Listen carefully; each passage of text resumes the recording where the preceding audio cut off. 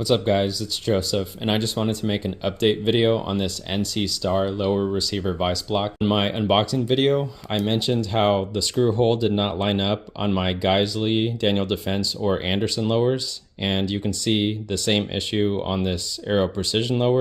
And if you're not familiar with the VISM, it's supposed to hold your buffer tube essentially perfectly vertical while you tighten down the castle nut, so that way your stock or brace is going to be perfectly lined up with the lower receiver. I contacted NC Star and they quickly sent me out a replacement. So this is the replacement, and as you just saw, it still doesn't really line up with the screw hole. However, I did get the original block to work by essentially turning that hole into more of a slot, which I wish it started out as a slot instead of just like a perfect hole, just so it would be compatible with variation in lowers. Now with the buffer tube and the block parallel, you can see after that modification, the screw hole does line up so I can get that screw in there. I initially did most of the grinding with these side cutting drill bits that I found on Amazon, but I found that this Dremel 9901 HP actually works really well at grinding away the aluminum.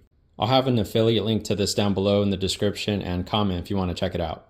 After extending the screw hole, the block and the buffer tube still don't end up perfectly parallel, but it's close enough to get a good grip on the buffer tube.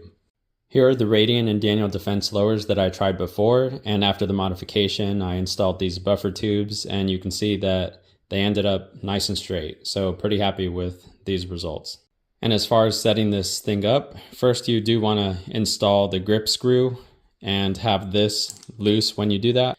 You're gonna come over here and squeeze this around your buffer tube and then tighten these down until they just barely touch that top bracket.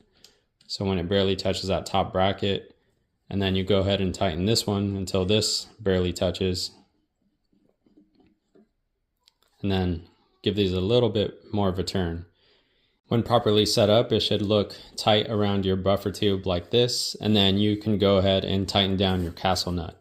And finally, I've been using this Forward Controls Designs Crowfoot castle nut wrench, and it's 1/2-inch drive and been super convenient with the torque wrench. On the one side it has 3 prongs and 2 prongs on the other side in case you have some type of like sling mount that gets in the way. Has the torque on there, and highly recommend it. Alright guys, that's about it for this one. Any comments or questions, leave those down below. Like, sub, and share, and talk to you guys next time. A few reviews coming up are putting this Osite K on my P365 380. These canvas bags, one from Amazon and one that is $2 at Harbor Freight right now. And then this rangefinder and the Gen 3 Silencer Co. gas defeating charging handle.